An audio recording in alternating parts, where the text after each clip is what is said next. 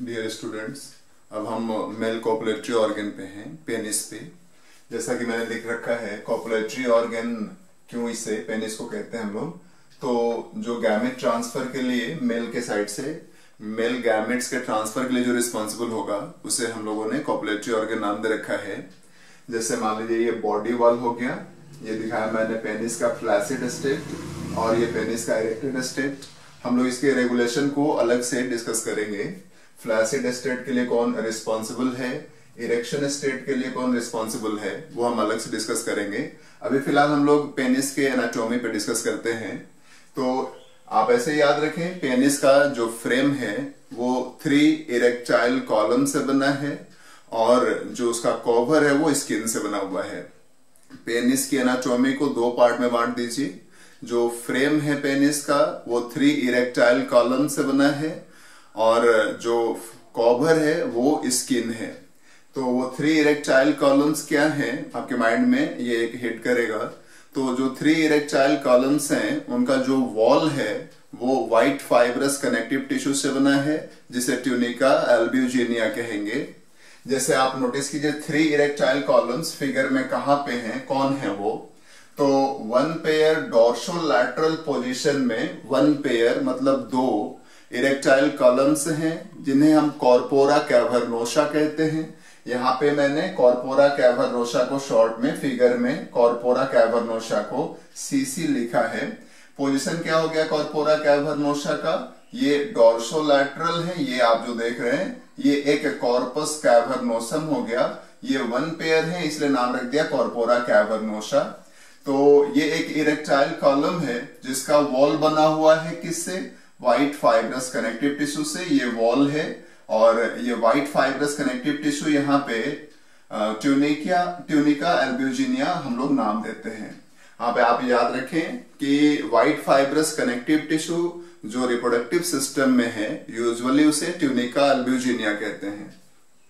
तो ये एक कॉर्पस कैवर्नोसम हो गया, ये दूसरा कॉर्पस कैवर्नोसम डोर्सोलैटरल इन पोजीशन, और एक मिड वेंट्रल पोजीशन पे इरेक्टाइल कॉलम है जिसे कॉर्पस स्पॉन्जियोसम नाम दे रखा है। इसका भी wall white fibrous connective tissue से बना है और वो ट्यूनिका एल्ब्यूजिनिया।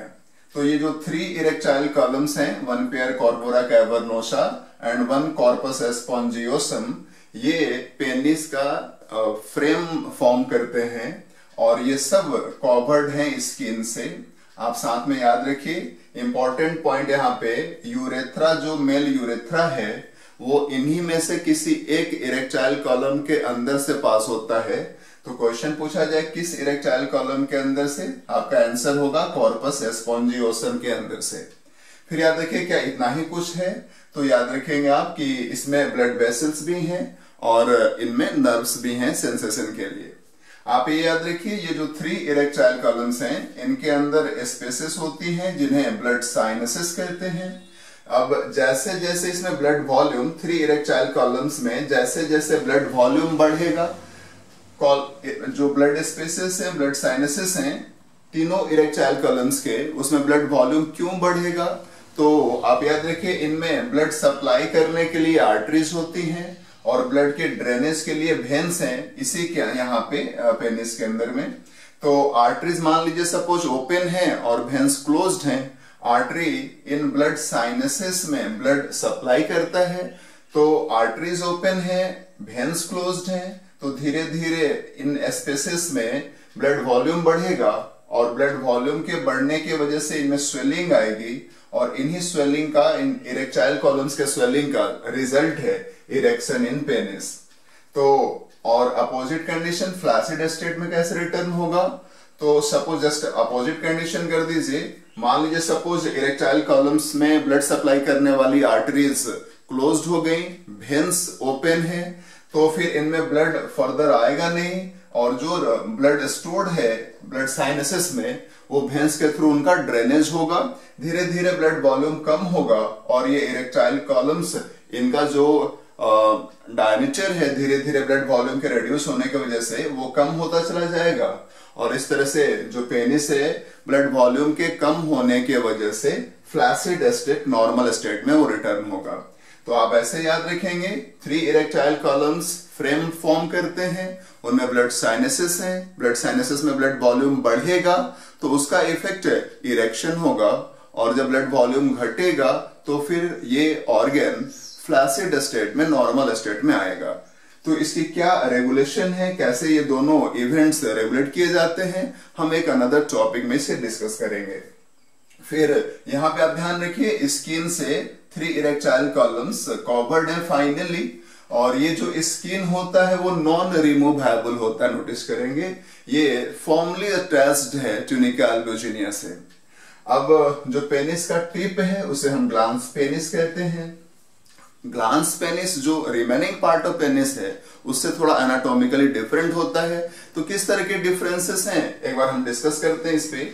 आप याद देखिए, ग्लांस पेनिस में जो 3 इरेक्टाइल कॉलम्स फ्रेम बनाने वाले होते हैं पेनिस के, उसमें ऑल 3 ग्लांस पेनिस रीजन में मौजूद नहीं होते, सिर्फ कॉर्पस एस्पोंजियोसम होता है, कॉर्पोरा कैवर्नोसा नहीं होता। कॉर्पोरा कैवर्नोसा सिर्फ ग्लांस पेनिस का जो posterior remaining portion of penis है, कॉर्पोरा कैवर्नोसा सिर्फ इनमें है। कॉर्पस एस्पोंजियोसम रिमेनिंग पोर्शन में भी है और ग्लांस पेनिस में भी है। तो आप ऐसे याद रखें, कॉर्पोरा कैवर्नोसा पीछे 1 पेयर कॉर्पोरा कैवर्नोसा पेनिस के रिमेनिंग पोर्शन में है, और साथ में कॉर्पस एस्पोंजियोसम भी है। कॉर्पस एस्पोंजियोसम ही टिप तक एक्सटेंड करता है और ये वहां पे ग्लांस पेनिस के फॉर्म में पाया जाता है। तो glans penis contains only corpus spongiosum, does not contain corpora cavernosa. दूसरा एक डिफरेंस इंपॉर्टेंट याद रखना आपको, ग्लांस पेनिस का जो स्किन है वो रिमूवेबल है और उसे हमने फोर स्किन या प्रेप्यूस नाम दे रखा है।